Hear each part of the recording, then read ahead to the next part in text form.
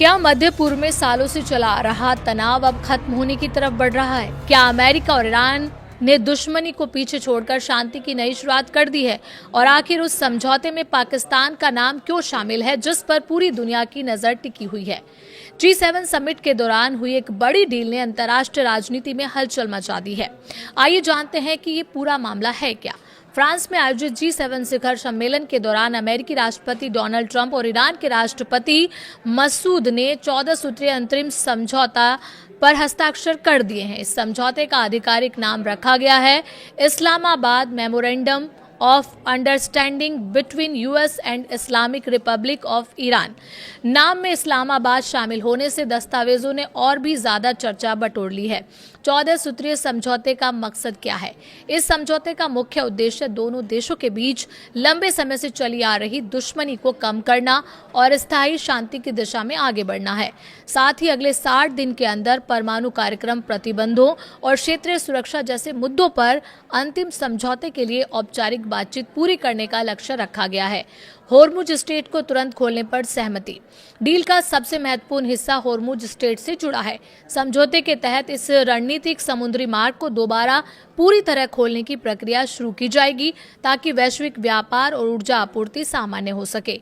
America अपनी नौसैनिक नाकेबंदी और उससे जुड़े कुछ प्रतिबंधों को हटाने की दिशा में कदम बढ़ाएगा, जबकि ईरान शुरुआती 60 दिन तक वाणिज्यिक जहाजों की सुरक्षित और बिना शुल्क आवागमन को सुनिश्चित करेगा। परमाणु कार्यक्रम पर क्या तय हुआ है? समझौते में ईरान ने दोहराया है कि वो परमाणु हथियार विकसित या हासिल नहीं करेगा। साथ ही उसके समृद्ध यूरेनियम यानी इनरिच्ड यूरेनियम के भंडार के भविष्य पर अंतर्राष्ट्रीय परमाणु ऊर्जा एजेंसी यानी IAEA की निगरानी में चर्चा करने पर सहमति बनी है। अमेरिका का कहना है कि यह समझौता ईरान को अपने परमाणु कार्यक्रम को लेकर अधिक पारदर्शी बनाने की दिशा में एक महत्वपूर्ण कदम है। प्रतिबंधों में राहत और आर्थिक पैकेज का भी ऐलान हुआ है।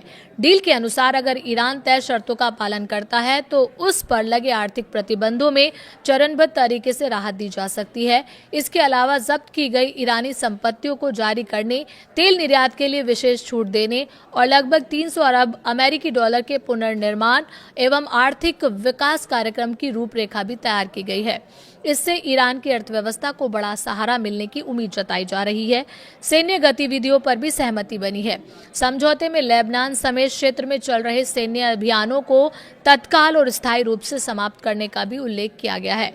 दोनों पक्षों ने अगले 60 दिन के भीतर आपसी सहमति से व्यापक और अंतिम समझौते तक पहुंचने का प्रयास जारी रखने का वादा किया है।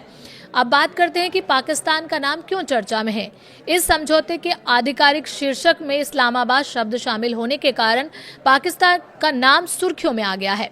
हालांकि उपलब्ध जानकारी के अनुसार दस्तावेज का ये नाम बातचीत या मसौदे की प्रक्रिया से जुड़ा है, लेकिन इससे पाकिस्तान की प्रत्यक्ष भूमिका या फिर नए समझौते का स्वतः संकेत नहीं मिल रहा है।